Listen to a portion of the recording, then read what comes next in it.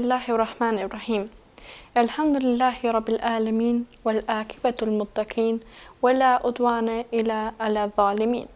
Wassalatu wassalamu ala rasulina Muhammedin wa ala alihi wa sahbihi ajma'in. Falënderimet i takojnë të vetmit Allahu xhaleshanuhu, sunduesit të gjithësisë, të lartit, të drejtit dhe më të mëshirshmit. Salavatet dhe selamet qofshin mbi Muhammed Mustafan, mbi shokët e tij, mbi familjen e tij dhe mbi gjithë ata njerëz të mirë që ndjekin rrugën e tij deri në ditën e gjykimit.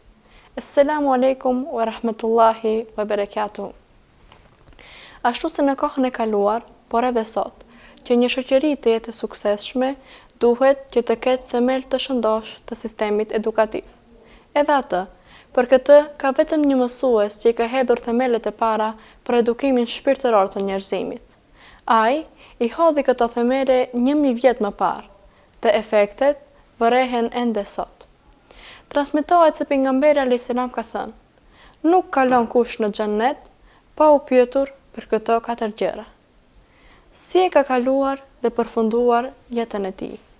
Me diturinë që e ka pasur, si e ka shfrytëzuar? Pasurinë që e ka pasur, si e ka fituar dhe ku e ka harxuar?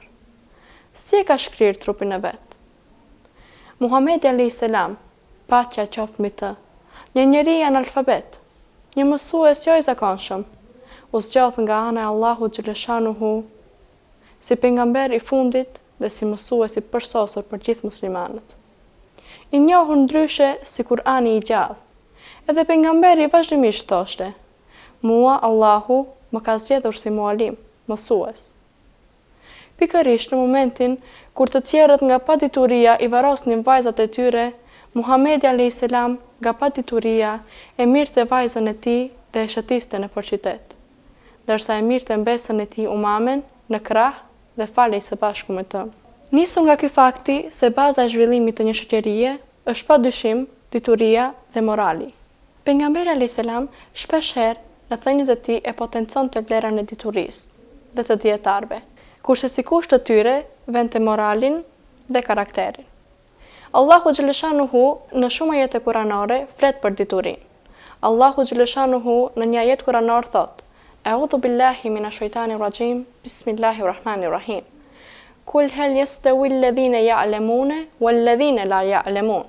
Thuaj, a janë të barabartë ata që dinë dhe ata që nuk dinë? Në Mekë, ai kaloi 13 vjet në përpjekje për të mësuar njerëzit e devijuar rreth Islamit dhe u ndesh një rezistencë të dhunshme me vetëm një pakicë të popullit të tij që e përqafuan Islamin. Profeti Muhammed u takua me një konflikt të ngjashëm edhe pse shumë pak kohë pas shpërnguljes së tij në Medinë, por ai asnjëherë nuk u largua nga detyra e tij. Disa nga cilësitë e tij më të mira personale që e ndihmuan për të përforcuar vendoshmërinë dhe për kushtimin ndaj misionit të tij, përfshinin durimin, urtësinë dhe kadijshmërinë për të bërë sakrifica për hir të Allahut të plotfuqishëm. Metoda në të cilën profeti Muhammed u mësoi shokëve të tij Islamin pati një efekt të vallëzuar, i cili ka kapërcyer shekuj për të bërë Islamin fen me arritjen më të shpejtë në botë sot.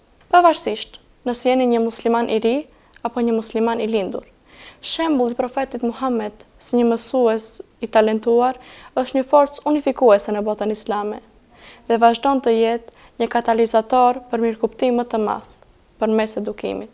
Profeti Muhammed ishte metodik në metodat e tij të mësimdhënies. Ai kur nuk incitonte mësimet e tij. Sipas gruas së tij të dashur Aishës radhiyallahu anha, ai foli në atë mënyrë që nëse dikush do të dëshironte të numëronte fjalët e tij, ata mund të numëroheshin. Profeti gjithashtu pas shokëve të tij i përsëriste fjalët 3 herë.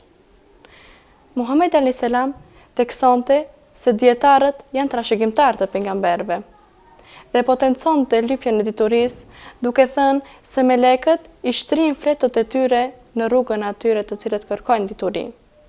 Andaj, të jesh në rrugën e Muhamedit alayhis salam, vallë, a ka kënaqësi më të madhe? Allahu xhaleshanuhu na bëft prej atyre që ndjekim këtë rrugë. Lusim Allahun xhaleshanuhu që gjuhët dhe zemrat tona t'i zbukurojmë me fjalë diturie. Lusim Allahun xhaleshanuhu që të mirat tona t'i shton dhe bashkë me to edhe imanin ton. Wassalamu alaikum wa rahmetullahi wa barakatuh.